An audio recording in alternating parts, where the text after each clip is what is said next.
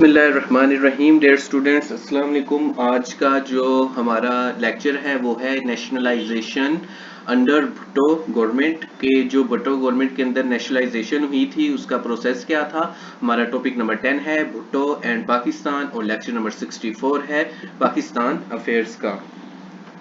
तो जैसे कि मैंने आपको बताया था पिछले लेक्चर में भी कि जो आम आवाम थी वो बदहाल थी, गुर्बत में थी। उनको रोटी कपड़ा मकान चाहिए था, बेसिक ह्यूमन नीड्स चाहिए थी। और जो भुट्टो थे वो इस्लामिक सोशलिज्म का नारा लगाकर आए थे और भुट्टो की तकरीरें भी उसी के ऊपर थी और जागीरदाराना निज़ाम के खिलाफ उन्होंने आवाज़ उठाई थी।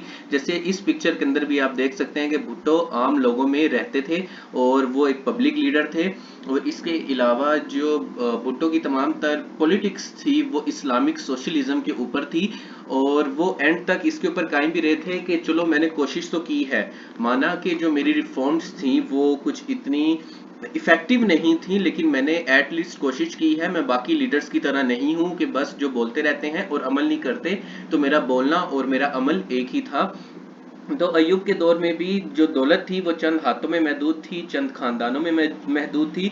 भुट्टो हर आदमी को अच्छे हालात में लाने की बात करते थे, इसलिए भुट्टो ने इदारों को नेशनलाइज किया था। वो चाहते थे कि मुल्क के हालात बदलें, और मुल्क के हालात तब बदलेंगे जब हर एक फ़र्द के हालात बदलेंगे। जब हर एक फ़र्द के हालात बदलेंगे तो एक मिडिल क्लास जनरेट होगी, जिसमें फिर अपर मिडिल क्लास भी जनरेट होगी, और फिर ये जो स्ट्रॉन्ग मिडिल क्लास होगी ये ज़्यादा से ज़्यादा चीज़ें खरीदेगी, जिससे मुल्क की इकोनॉमिक्स को एक ऐसा बूस्ट मिलेगा जिससे हर एक का फायदा होगा।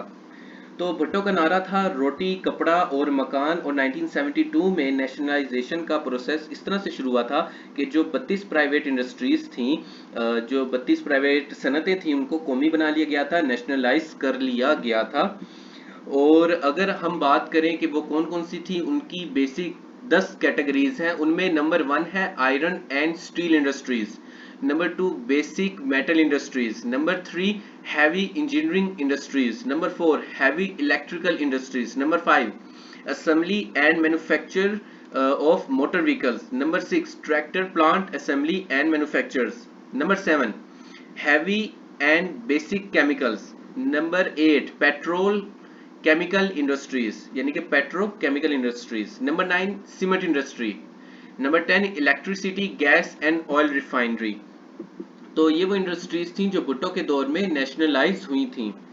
तो इसके अलावा 26 ऑफ सितंबर 1973 को घी बनाने वाली इंडस्ट्री जो थी वो लगाई गई थी, और 1974 को बैंकों को भी कौमी कर लिया गया था। यानी कि सितंबर 1973, 26 ऑफ सितंबर 1973 को जो वेजिटेबल घी बनाने वाले यूनिट थे वो नेशनलाइज किए गए थे, और जो बैंक थे वो 1974 में नेशनलाइज हुए थे।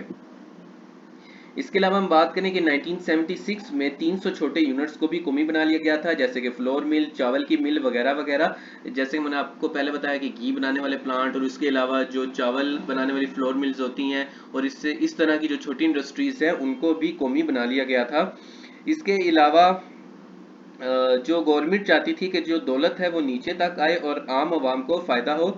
और इसके जो साइड इफ़ेक्ट्स थे वो भी हमें देखने को मिले थे, जैसे कि प्राइवेट सेक्टर बर्बाद हो गया था, सरमायाकारी बंद हो गई थी। और जो बाहर से सरमायाकारी आती है जिसे फॉरेन इन्वेस्टमेंट कहते हैं, जैसे KFC मैकडोनल्ड है, जैसे कि टोटल पंप है, जैसे कि टेलीनॉर सिम है, और जैसे कि अगर हम बात करें फॉरेन इन्वेस्टमेंट की तो स्टॉक मार्केट है, जैसे एप्पल है, हुआवे है, उबर है। और इसके अलावा अगर हम बात करें तो पेल है, LG है, सैमसंग है। तो ये सब फॉरेन इन्वेस्टमेंट्स में आते हैं, जैसे वीवो है, इन्फिनिक्स है, टेक्नो है। तो इन सब की अगर हम बात करें तो सारी फॉरेन इन्वेस्टमेंट्स हैं, तो उनसे वो बंद हो गई थी।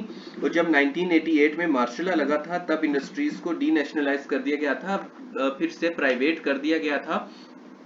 तो अगर इस तरह से हम देखें तो जो भुट्टो की नीयत थी वो यही थी कि जो अवाम है वो स्ट्रोंग हो, एक स्ट्रोंग मिडिल क्लास जनरेट हो। लेकिन अगर हम इसका एंटीथीसिस पेश करें तो हम ये कहेंगे कि चाइना ने भी एक मिक्स इकोनॉमिक्स की मदद से अपनी जो कौम है उसको ऊपर उबारा है। उन्होंने फॉरेन इन्वेस्टमेंट भी आने दी और उन्होंने चीज़ों को अपने कंट्रोल में भी रखा। यानी कि एक तरह का सेमी कम्युनिज्म था, सेमी सोशलिज्म था, आप उसे मिक्स इकोनॉमिक्स भी कह सकते हैं। तो ये आज का लेक्चर था, उम्मीद करते हैं कि आपको पसंद आया होगा। तो आप हमें फेसबुक इंस्टाग्राम पर फॉलो कर सकते हैं ताकि आपको लेटेस्ट अपडेट्स मिलें। और आप हमारा जो दूसरा चैनल है रेमो स्टूडियो, वहाँ पर भी जाके सोशल जो मामलात हैं, सोसाइटी से रिलेटेड मामलात हैं, उस पर ड्रामा, पोइट्री, राइटिंग देख सकते हैं। तो चैनल पर आने के लिए, बार बार वीडियोस देखने के लिए आप सभी लोगों का बहुत बहुत शुक्रिया। अल्लाह हाफिज़।